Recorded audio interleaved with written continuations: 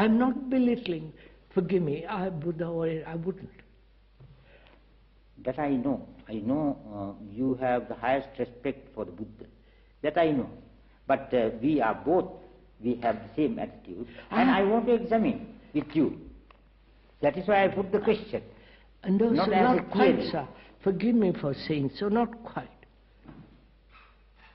I start with something which is common to all of us. Right? Yes. Not according to the Buddha, not according to some Christian God or Hindu or some group. To me all that is totally irrelevant. They have no place. Because I suffer. I want to find out how to end it. Or must I carry on for the rest of my life? This agony, this brutality, this sexual perversions or sexual desires and all the rest of it. Right, sir?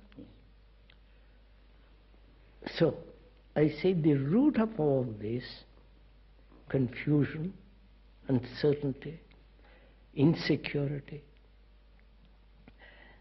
travail, effort, the root of this is the self, the me. Right? Now, is it possible to be free of the me, which produces all this chaos, both outwardly, politically, religiously, economically, and all the rest of it, and also inwardly? This constant struggle, constant battle, constant effort. Right?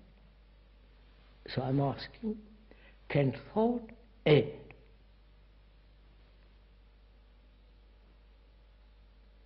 So thought has no future. That which ends then has a totally different beginning. Not the beginning of the me, ending and picking up again later.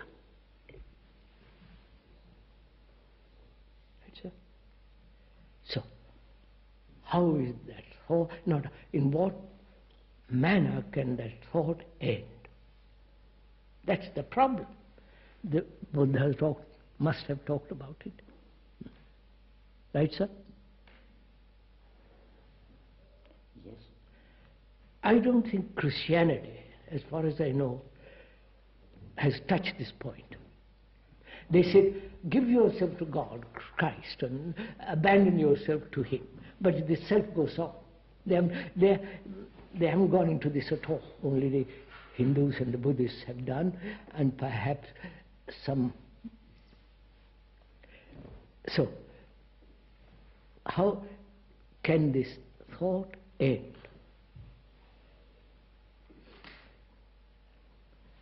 Then the priest comes along and says, yes, it can end. Only identify yourself with Christ, with the Buddha. You follow? Identify. Forget yourself. That is a Christian attitude. A Christian, also a part of the Hindu. But not Buddhist. I must defend it. I know. Yes, Yes, sir. I believe a great deal of Buddhist thought also has degenerated to this. Yes. That is, of course. That is certain schools of thought. But I mean to say, according to Buddha's teaching. No, see, Shall we best say and become neutral on that it is human nature to lean on something. Yes. And this is what automatically happens, and this is what we are trying to get away from. Yes. So, here I am, an ordinary human being, fairly educated, not according to schools, college, fairly educated, has observed what the world is going through, and he says, I am the world, I am not different from the world. Because I suffer, I've created this monstrous world. My parents, my grandparents, everybody's parents have created this. Right, sir? So how is it possible for thought to end?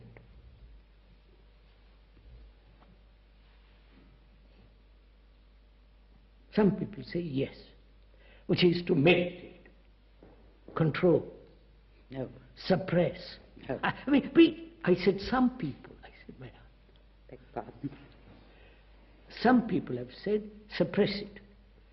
Identify the self with the highest, which is still the movement of thought. Some people have said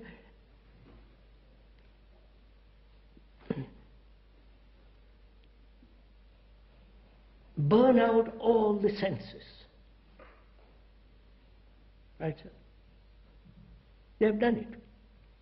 Fast, do everything for this thing. So somebody comes along like me and says, effort is the very essence of the self.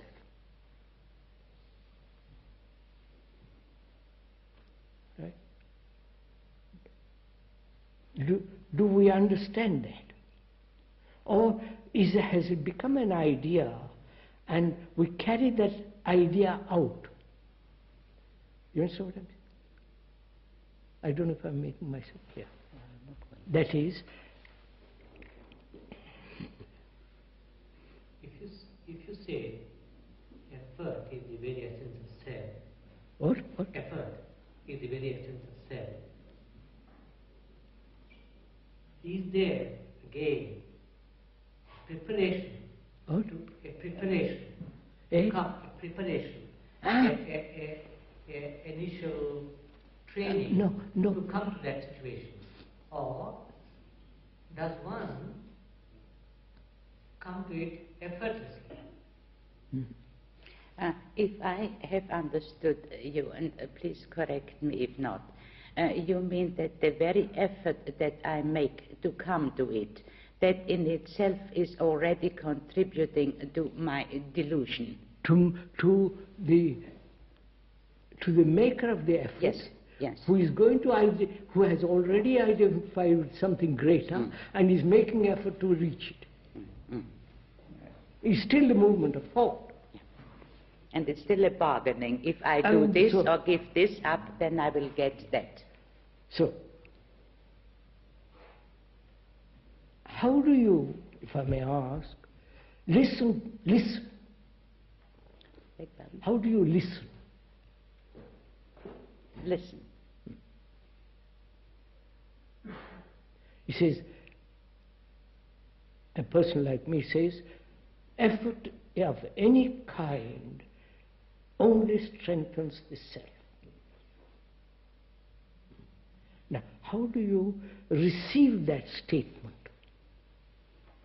I'm entirely... No, not agreement or disagreement. How do you listen to it?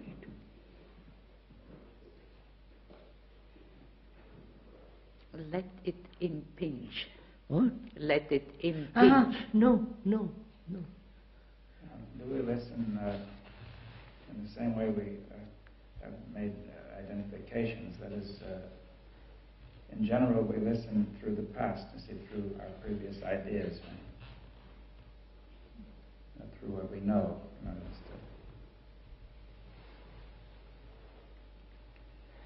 It must be. But is that right?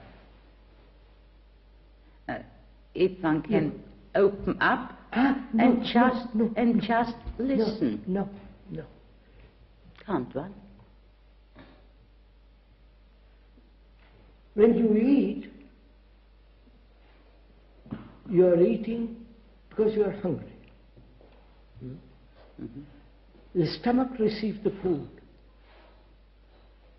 There is no idea of receiving the food. So, can you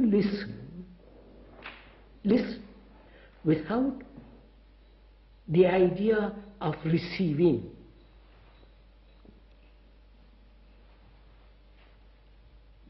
Or accepting, or denying, or arguing. Just listen to